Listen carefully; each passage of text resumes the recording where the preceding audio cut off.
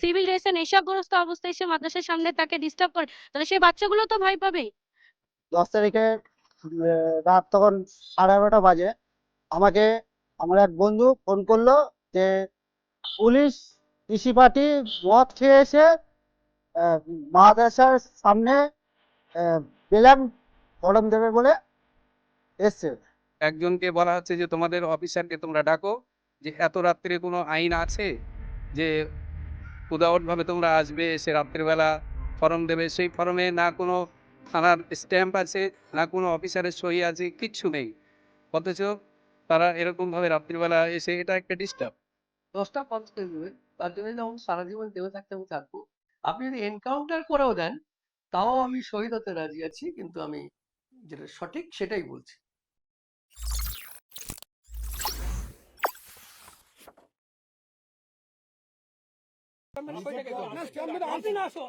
আমার অফিসে কত নিয়ে আসছে, আপনি না করুন, আপনার একজন অফিসে থাকবে, এ করবে, হ্যাঁ মোবাইল গেট অফিসে রেখে দিও, হ্যাঁ মোবাইল গেট। 10 তারিখে রাত তখন 11:30 বাজে আমাকে আমার এক বন্ধু ফোন করলো যে পুলিশ পিসি পার্টি মদ খেয়ে এসে আহ, মাদ্রাসার সামনে বেলাম ফরম দেবে বলে এসছে। আব্দুল্লাহ গাজী সাহেব মাদ্রাসা প্রেসিডেন্ট, আমাদের গ্রামের মাস্টার মশাই মঞ্জু মাস্টার ছিল, আরও অনেকজনা ছিল। তারপরে যখন মদ খেয়ে উত্তেজিত করছিল পিসি পার্টি, একের পর এক ওই 11:30 12টার মধ্যে তো এমনি গরমকালে সবাই রাত্রিবেলা থাকে রাস্তার দিকে, তো একের পর এক লোক সব জড়ো হয়ে যায়। বড়বাবু আসার আগে 3টে পুলিশ এসেছিল, একটা ড্রাইভার আর দুটো সিভিল ড্রেসে। আদৌ সে পুলিশ কি পুলিশ না কেউ জানে না। হ্যাঁ, তারপরে অনেক মদ খেয়ে একদম মুখে তো বিশ্রী গন্ধ। হ্যাঁ, লোকের সঙ্গে কথা বলারও ঢং নেই। হ্যাঁ, কিরকম একটা গরম মেজাজে কথা বলছে যে মাদ্রাসা কোনটা, এটা কোনটা, এই ফর্মটা করতে হবে। এবার যার মাদ্রাসার দায়িত্ব ছিল তারা দেখছে যে এটা কোনো স্ট্যাম্প ফেস্টাম্প ছিল না, যার ফলে ওই ফর্মটা নিতে চায়নি। তারপর গ্রামের লোক প্রতিনিধি এসে প্রেসিডেন্ট আসলো, প্রতিনিধি এলাকাবাসী এসে জড়ো হয়ে একটা ইয়ে। আমার নাম রুকসানা খাতুন, আমি ফতুল্লাপুর গ্রামেরই বাসিন্দা। 10 তারিখ সোমবার রাত 12টা নাগাদ আমাদের পাশের বাড়িরই দুজন খাওয়া দাওয়া করে বেরাচ্ছিল এই রাস্তা দিয়েই। বেরানোর সময় তারা দেখলো এখানে একটি পুলিশ ভ্যান দাঁড়িয়ে আছে, কিন্তু নর্মাল ড্রেসে। সেহেতু সবার সন্দেহ হয়েছে, আমার মানে গ্রামের মহিলাদের সন্দেহ হলো যে এরা নর্মাল ড্রেসে পুলিশ ভ্যান মাদ্রাসার সামনে কেন দাঁড়িয়ে আছে। মানে এসছিল ভ্যানে 3জন, একজন ড্রাইভার সাথে দুজন। সেই দুজনের মধ্যে একজন মদ্যপান অবস্থায় ছিল।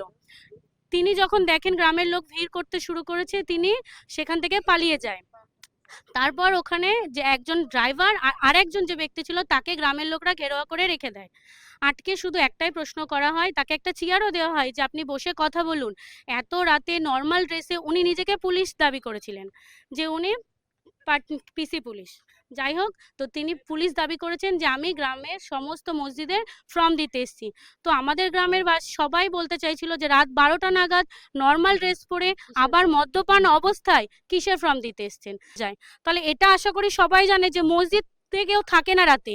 রাত 12টায় আমি গেলেই যে মসজিদে ইমামকে পাবো এটা কোনো কথা নয়। আর মাদ্রাসা, একটা মাদ্রাসা মানে সেখানে বাচ্চাদের ঘর, সেখানে সমস্ত বাচ্চারা ঘুমিয়ে পড়ে রাত 12টার সময় যদি কোনো অফিসার হোক আর যেই হোক সিভিল ড্রেসে নেশাগ্রস্ত অবস্থায় এসে মাদ্রাসার সামনে তাকে ডিস্টার্ব করে, তাহলে সেই বাচ্চাগুলো তো ভয় পাবে। কিছু পোস্ট এমনও হচ্ছে যে আমরা ধর্ম নিয়ে ইচ্ছে করে এগুলো ছড়াচ্ছি, কিন্তু এটা ভুল কথা। কারোরই ইচ্ছে নেই যে রাত 12টার পর কোনো মাদ্রাসার সামনে বাচ্চাদের ঘুম ভাঙিয়ে জোর জবরদস্তি গ্রামের লোক এসে ভিড় করবে। যদি কোনো অফিসার হতো সে দিনের বেলা আসতো টাইমে, তাহলে কেউ এটা কিছুই বলতো না। এই জিনিসটা হওয়ার প্রধান কারণ হচ্ছে সময়, দ্বিতীয় কারণ হচ্ছে নেশাগ্রস্ত অবস্থায়, আর তৃতীয় কারণ হচ্ছে একজন পালিয়ে কেন গেল, নর্মাল ভাবে আসতে পারতো। উনি যদি ফর্ম দিতে এসেছিল তো উনি তো থাকবে, তো ওনার হাতে ফর্ম নিয়ে উনি এদিক ওদিক ঘোরাঘুরি করছে, তো ফর্ম যেখানে দিতে এসছে তো ফর্মটা দেবে তো উনি। আমার নাম শেখ ঈদে আমিন, আমি মসজিদে বেলাল, পশ্চিম পাড়া ফতুল্লাপুর মসজিদের ইমাম।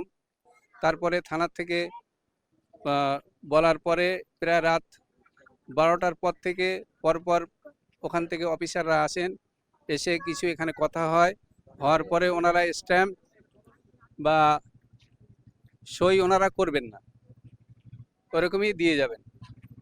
শেষমেশ থানার বড়বাবু ওনাকে বা যত স্টাফ এসেছিল সকলকে আমরা বসার আহ্বান জানিয়েছি, সুন্দরভাবে আমরা ব্যবহার করেছি, কারোর গায়ে কোনো হাত পড়েনি, কোনো উচ্চস্বরে সেইভাবে গালিগালাজ এ সমস্ত কিচ্ছু হয়নি। খুব শান্তিভাবে আমরা আলোচনা করে তারপরে আমরা ওনাদেরকে ছেড়ে দিই। যখন বড়বাবা আসেন, এসে লিখিত দেন যে আমরা আজকে এই রাত্রে 1টার সময় আমরা সই করিয়েও নিয়েছি, সেদিনকে একটা ফর্মে ওনারা স্ট্যাম্প আর সই করে দিয়ে চলে গিয়েছেন। এটা আসলে যে সমস্ত কুৎসা রটানো হচ্ছে এগুলো অ্যাকচুয়ালি এখানকার কোনো মানুষ করছে না, এখানকার কোনো মানুষ এটা করছে না। সেদিনকে তো লাইভ ভিডিও হয়েছে, তো সেটা দেখলেই বোঝা যাবে। এইগুলোকে বিকৃতি করে যাতে একটা উত্তপ্ত পরিবেশ তৈরি হয়, তার জন্য আমি সকলকে অনুরোধ করব যারা এই সমস্ত কাজগুলো করছে তারা যেন এগুলো বন্ধ করে, আর যারা মানে এই বিষয়গুলো ছেড়ে দিয়েছে বাইরে সেগুলো যাতে ডিলিট করে দেয়, আমি সকলের কাছে আহ্বান করবো। এটা এতটুকু বলা হয়েছে যে শেষমেশ মনসুর মাস্টারকে বলা হয়েছে যে আপনি একটু বাড়াবাড়ি করছেন, যেটা সেটা থানার বড়বাবু বলেছেন, একটু হুমকি আকারেই উনি বলেছেন যে আপনি একটু বেশি বেশি করে ফেলছেন। ঠিক আছে, এটা আমরা মনে রেখে দেবো, এই কথা বলে গিয়েছেন যাওয়ার সময়। তাহলে এই ফর্মটা কোন নোটিফিকেশনের আসছে, কিসের অর্ডারে আসছে? আমরা তো ফর্ম ফিল আপ করি, বিভিন্ন রকমের লোকে আসে, দেখি কর্পোরেশনের ফর্ম, থানার ফর্ম, পঞ্চায়েতের ফর্ম, পৌরসভার form, BLR form, district magistrate, এটা কিসের ফর্ম? তো ওনারা বলছেন আমরা থানা থেকে দিচ্ছি। এটা কিচ্ছু না, এটা তথ্য সংগ্রহ। থানা থেকে দিলে ন্যূনতম একটা স্ট্যাম্প তো আপনারা মেরে দেবেন থানার, কি করে বুঝবে এটা থানার ফর্ম? তখন ওনারা বললেন যে ঠিক আছে আমরা একটা স্ট্যাম্প মেরে দেবো। ইতিমধ্যে আস্তে আস্তে মানুষ আসছেন, মহিলারাও এসছেন। তবে খুব যেটা, কেউ পুলিশকেও গালাগাল করেনি, পুলিশও যে আমাদেরকে খুব গালাগাল করেছেন সেরকমটা আমার কানে আসেনি, যেটা সত্যি সেটাই আর কি। এমন সময় ঢোকেন নিমতা থানার আইসি রাহুল দেব মন্ডল। উনি ঢুকেই প্রথমে একদম গালাগালি করেননি, কিন্তু একবার বিশাল একটা হম্বিতম্বি করে ওনার ফোর্স গুলোকে সব নিয়ে গাড়ি ফাড়ি নিয়ে চলে দিয়েছিলেন। তখন আমি একটু একটু আর কি মানে জোরের সঙ্গে কথা বলি, আপনি একটা মীমাংসা হলো, আপনি কিছু না শুনে আপনি আপনার ফোর্স নিয়ে চলে যাচ্ছেন, আপনি বসুন, বসে কথা হবে। উনি বসতেই চাইছিলেন না। তারপরে আমি মানে অনেক এতে উনি বুঝলেন, ব্যাপারটা একটু শান্ত হলেন, যখন দেখছেন অনেক পাবলিক, তখন উনি বসলেন, ওনার সঙ্গে ওই একই কথাগুলো হলো। উনি বলছেন আপনি ফর্ম দেবেন না, না দিলে। তা আমাদের বক্তব্য হচ্ছে যদি ফর্ম যদি না দিলে চলে, এরকম একটা, আমি বললাম এত রাত্রে সিভিলে পুলিশ কেন? তো বলছেন যে এটা খুব ইমার্জেন্সি তাই। তখন উনি বললেন যে আমি এটা আপনার দিতে তো বাধ্য করা হয়নি, ফর্মটা যদি দিতে বাধ্য না থাকে, ফর্মটা না দিলে না দিয়ে চলে, তাহলে তো গুরুত্বহীন। গুরুত্বহীন কাজে উইদাউট মানে ইউনিফর্ম, নেম প্লেট নেই, পুলিশ এরকম ভাবে কি করে আসতে পারে? উনি তখন উত্তর দিলেন না, উনি বললেন যে ঠিক আছে আমরা থানার, আপনার, উনি খুব রেগে গেলেন এবং আমাকে একরকম ভয়ই দেখান কথাটা, কারণ পুলিশের সঙ্গে আমিই বলছিলাম, অনেক লোক বলেননি, আর 2-1 জন বলেছে। তো উনি বললেন ঠিক আছে আমরা ভালো করে স্ট্যাম্প লাগিয়ে দেবো, ঠিক যেভাবে রাত্রে আসতে হয় নিয়ম মেনে, পরবর্তীকালে সেইভাবেই আসবো, আমাদের জানা ছিল না। উনি আরো বললেন এরকম তো অনেক হয়েছে। হ্যাঁ, আমি বললাম এরকম এরকম ভাবে যখন তখন আপনি এরকম ভাবে ডাকতে পারেন ফোন করে? হ্যাঁ, না এরকম তো অনেক হয়েছে। মানে আগে 10 বার কেউ চুরি করে ধরা পড়েছে, ধরা পড়ে তার জামিন হয়ে গেছিল, 11 বারের পর তার জামিন হবে এরকম কোনো গ্যারান্টি আছে? উনি যখন উত্তর দিতে সব দিকে পারলেন না, তখন উনি বললেন ঠিক আছে আমি সই করে দিয়ে দেবো। তারপরে উনি ওনার অফিসার উনি আনালেন, স্ট্যাম্প এনে সই করে দেন। আমরা বললাম টাইমটা লিখতে হবে। উনি রাত্রে একটা মানে উনি না, ওনার নির্দেশে কোনো একজন অফিসার, আমি নাম জানি না, কারণ সবাই তো ইউনিফর্ম ছিল না, ওনার শুধু নাম লেখা ছিল রাহুল দেব মন্ডল, আমার যতদূর মনে আছে। তো ততক্ষণে প্রচুর মানুষ জমা হয়ে গেছে। উনি বললেন যে এই ভিড় সরাও, মানে সই করার আগে। আমরা বললাম ভিড় আরো বাড়বে। ওই রাত্রে আমরা খুবই কৃতজ্ঞ, এবং আমাদের ফতুল্লাপুরটা সংগ্রামী এলাকা, এখানে অনেক ধরনের সংগ্রাম হয়েছে অতীতে। বিশেষ করে 65 বিঘা সরকারি জমি এখানে উদ্ধার হয়েছে। তো তখন উনি বললেন যে আমরা সই, হ্যাঁ সই ভিড় হটান, আমার একজন অফিসার থাকবে না। আপনাকে সই যখন করে দেবে, একজন অফিসার থাক, একজন থাকলেই হবে, অফিসার হোক কনস্টেবল হোক, সইটা করে দিলেই হয়ে যাবে, আমাদের আর কোনো আপত্তি নেই।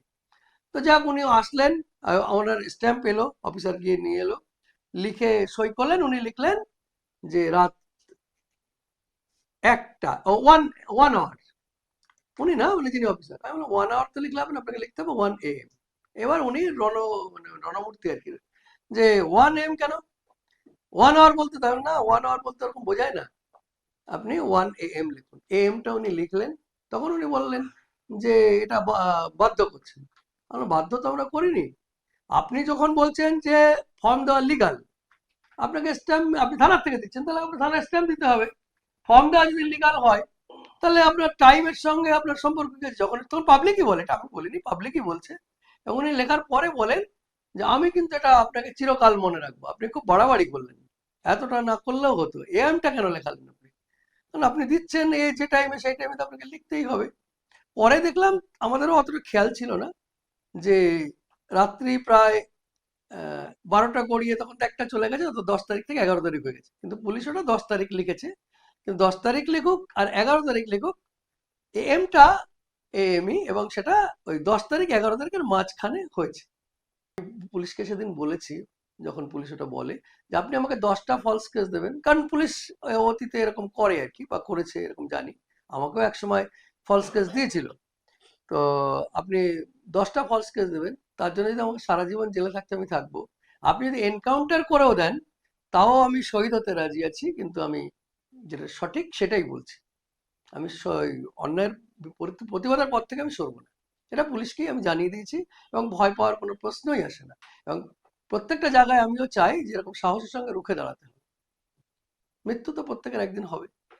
আর সাধারণভাবে পুলিশ এখন আমাকে কোনো ফোন করে কোনো ভয় দেখানো, হুমকি কিছু করেনি। পুলিশ যেটা করেছে, যে ছেলেগুলো ভিডিও করেছে তাদের একজনকে ভয় দেখিয়েছে যেগুলো ডিলিট করে দেবে। আর পুলিশের পক্ষ থেকে কিছু মিডিয়া, মানে ফেসবুক বা ইত্যাদি আইডি থেকে, তারা তাদের মতো করে প্রচার করেছে যে মনসুর আলী এবং তার দলবল পুলিশের কাজে হস্তক্ষেপ করেছে, পুলিশ শান্তিপূর্ণভাবে ফর্ম বিলি করছিল, এই আর কি। সেটা পুলিশ করে যেটা আর কি।